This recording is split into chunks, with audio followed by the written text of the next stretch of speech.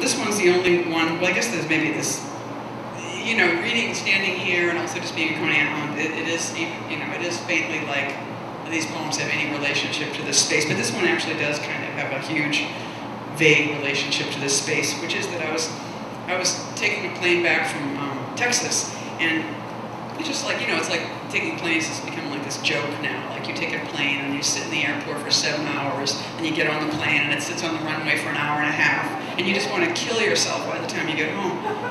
So I'm like, in some little plaza, like an hour, 5.5. So I decided I'll call my girlfriend. So I call her up, and we were like in this new relationship at the point where nobody has cooked for anybody yet. And it's like, I don't cook either, isn't that funny? So nobody's gonna, it's like a cook-off, So finally she gives in first, and she's gonna cook for me next week, so we determined that she's gonna make some kind of fish, so we're discussing this. So she goes, what kind of fish do you want? And I was like, well, something without eyes and no scales. And she goes, oh, okay, a perfect faceless fish. And I was like, that is so beautiful, So that is the title of this. And it was great because as I was trapped in the terminal, I just had, a little knitting, a little craft to do, to the joy of the poet. It is a miracle that I should speak to delight you. I feel like a flag, more or less, but music is my breeze. I have many friends, rest assured. You have given me my water, and for this I must thank you. You have been described as elegant in your time, and it is long, the road to go. I am honored to accompany you. A picture is simply what I am. An old crease, a perfect book. You will miss me in your sterile anticipation of something to hang this picture on. I come and go, an edible saint. But if you feast on me, you will be hungry. I know your intelligence carnal somehow, and I began to speak when you began to want me. Please don't interrupt. I cross my legs. I flood the darkened rooms of art. For a while, and frankly, that moment is gone. We could only talk through our eyes, and now that is gone. But this is deeper than the marrow. We don't need rods, cones, those Sanskrit piles of things.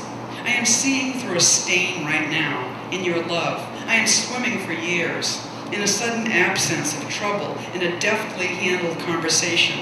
I, a luminous fish, felt in this spectacle of impossibility a fragrant graze upon the world, an intermittent twitch, whisper. If I had hands, I would touch everyone. I vanish in the green of the background that goes on and on, made by those who recognize it that way. There is always something better to do. I live in a terminal, and so do you. Listen, we are trying to end everything by this enormous silence, brief. But it was the old thing, so it shall be very loud, very loudish in the squabbles we have about right and wrong. And where the flagpole is, and will we ever have enough space to play the game? I am deeply knowing you and feel you have chosen me for this conversation before it's cooked, before anything is prepared, anything at all. The lesser details, never mind, the first exquisite choice that brought me into being, this conversation, a fishy birth.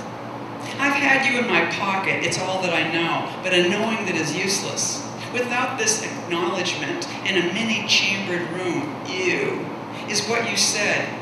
Enormous, darkly, I accept it. I flow around and fold into everything, your comic, desultory contempt, which I'm beginning to see functions as glue for you. The prettiness for me is the opening city and moving through it with you. The young, old fold around your mouth, seismic. Trust that. I am gold in the reconciliation, gold in the anticipation, paradise, great ambiance. What's available is not of any use to what is me today.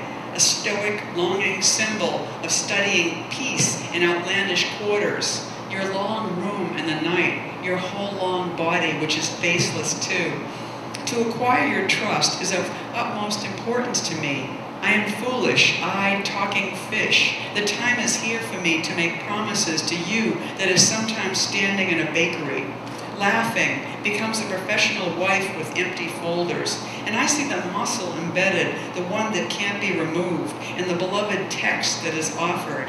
a torso-sized drink to me. Each time I break the surface, turn around, bubbles cascading from the incommensurate path of my tail, tentacle limbs. You make me enough, so I hold a cup, gasping with laughter, and the t-shirts covered with arcane scribbles carry the message.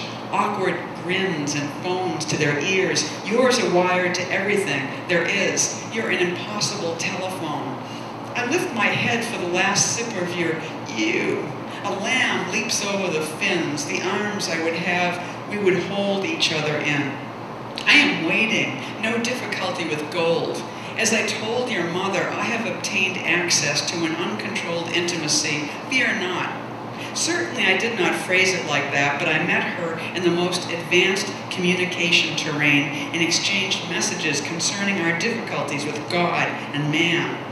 I am beginning to know. I am gold, a transforming ship. The clipped end of an utterance I was saving for you when I saw your swinging light, the door approach, and everything moves close.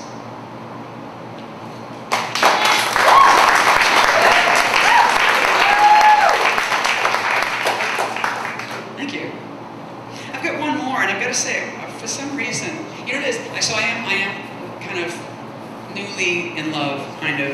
And if you've ever seen the Charlie Chaplin movie, Modern Times, Charlie is in love with Paula Goddard, who is so beautiful, and she's just crazy beautiful, and it's a silent film, so people are like more beautiful in a silent film, and she's like laughing and passing out bananas to the hungry people, and it's just like the sexiest, crazy scene. And in fact, in reality, Charlie Chaplin was lovers with Paula Goddard.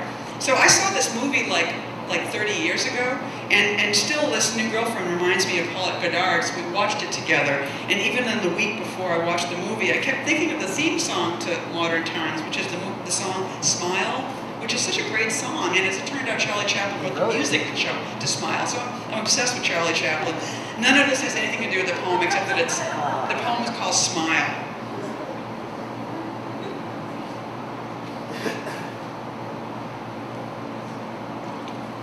And also I've been reading Frankenstein, which if you've not read this book, it's incredible. It's just not as much fun without a good light and a sharp knife. I mean, leaning into the peach of it. People find the time, and I am finding mine, to get there sharpened somewhere, or to use yours, or the horrid subletter left. The drip in the kitchen is like someone I know. Today's cold was an affirmation of the purchase of yesterday's new shirt. I knew the cold would come sometime, but today, I'm wearing that drip most of all. My half-made meal, and even the space that surrounds the incredible possibility of hunger on and on like my favorite man, Frankenstein.